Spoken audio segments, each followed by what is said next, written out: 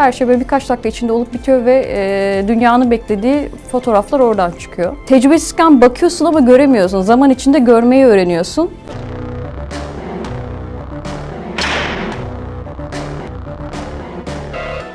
Çok yakın tarihten gerçekten meslek hayatımın en güzel günü ama keşke o gün orada foto muhabiri olmasaydım diyeceğim bir gündü. Tokyo'da Buse Naz Sürmeneli olimpiyat şampiyonu olduğu gün. Böyle televizyondan izleyince gerçekten çok özel bir an hissediyorsun onu ama orada birebir yaşamak çok farklıydı, çok özeldi benim için. Yani böyle meslek hayatımın en güzel anıydı. Keşke dedim foto muhabiri olmasam, yani görev icabı orada olmasaydım da böyle hani ben de, çünkü orada bazı Türk ekipten arkadaşlar vardı, böyle bağırıyordu, slogan atıyordu, işte destekliyordu. Ama ben soğukkanlı bir şekilde fotoğraf makinemle onu çekmek durumundaydım. Ama böyle çekerken biliyorsunuzdur, büyük teleobjektifimiz var böyle. 600 mm gayet büyük bir objektif. Yani onunla beraber böyle hop oturdum, hop kalktım. Arkadan işte yabancı foto muhabirleri uyardı. Otur, işte sit down diye bağırıyorlar ama yani böyle içime sığmıyordu. Güzel bir andı. Kırkpınar Güreş Festivali Edirne'de yapılan. O da 2019 yılında Amsterdam'da bir ödüle layık görüldü, World Press Photo'da. O da çok güzel bir hatıra olarak kariyerimde yerini aldı. Güzeldi, o ödül alma anı da orada güzeldi. Yine Tokyo'dan 100 metre finalde çocukluğumdan beri aslında ben takip ederdim. Özellikle biliyorsunuz olimpiyatlarda 100 metre finalleri çok önemlidir. Ben biraz da spor fotoğrafında ister istemez kariyerimde böyle yer aldı. Özel bir alan açıldı spora. 100 metre finalinde yani her şey kaç saniye içinde olup bitiyor ve senin o fotoğrafı kaçırmama gibi bir ihtimali söz konusu bile değil. Yine orada onlarca, yani 100'e yakın foto muhabiri vardı, bir sürü ajanstan. Onların arasında iyi bir yere konuşlanmak, açını doğru almak ve yani hiç abartmıyorum, nefesini tutuyorsun, koşanlarla beraber sen de sanki orada koşuyormuşsun gibi patır patır patır patır böyle ve 2 saniye içinde bitiyor. O 100 metre finalleri benim için çok heyecanlıydı. Ben de koşuyor gibi heyecanlandım. Sonrasında tabii onların heyecan, işte onların sevincini vesairesi, her şey böyle birkaç dakika içinde olup bitiyor ve dünyanın beklediği fotoğraflar oradan çıkıyor.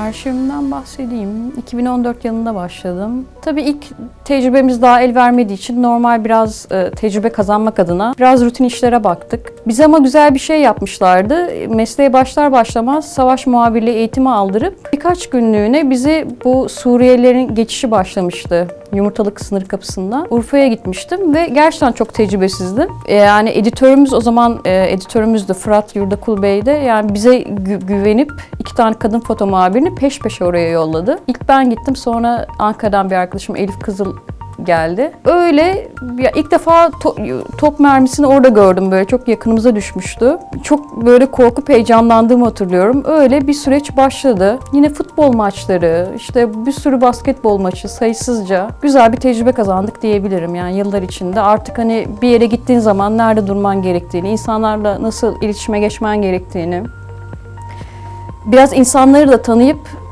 kimle nasıl konuşman gerektiğini de çözüyorsun. Arşivle beraber güzel böyle bir aydınlanma da oldu diyebilirim topluma karşı. Tecrübesizken bakıyorsun ama göremiyorsun. Zaman içinde görmeyi öğreniyorsun. Şimdi hatırlıyorum o sahneleri. Daha iyi olabilirdi.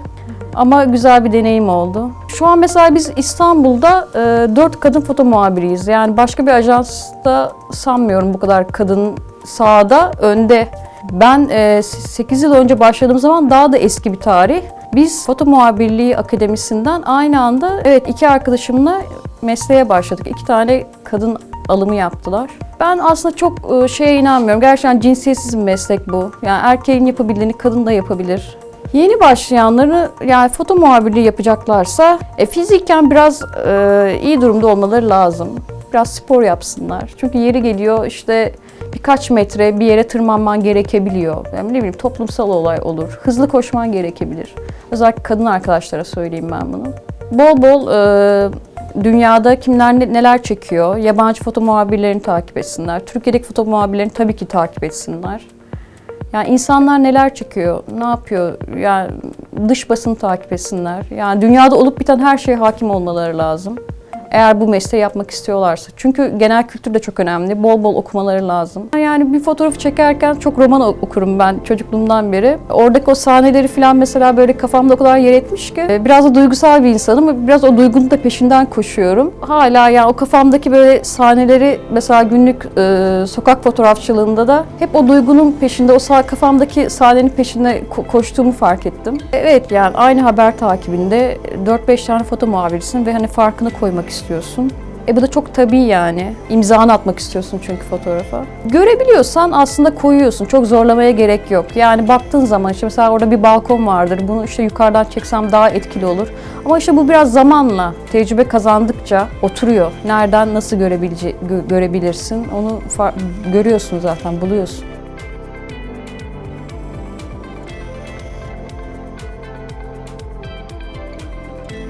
Böyle televizyondan izleyince gerçekten çok özel bir an, hissediyorsun onu ama orada birebir yaşamak çok farklıydı, çok özeldi benim için. Yani böyle meslek hayatımın en güzel anıydı. Keşke dedim foto muhabiri olmasam, yani görev icabı orada olmasaydım da